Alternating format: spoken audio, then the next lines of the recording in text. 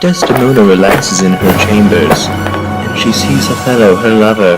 But Othello strikes her. With a pillow over her face, she wiggles and wiggles for freedom. She gets up, she tries to run. She looks at him, what are you doing? He hits her in the face with the pillow. She's dragged down where she's murdered.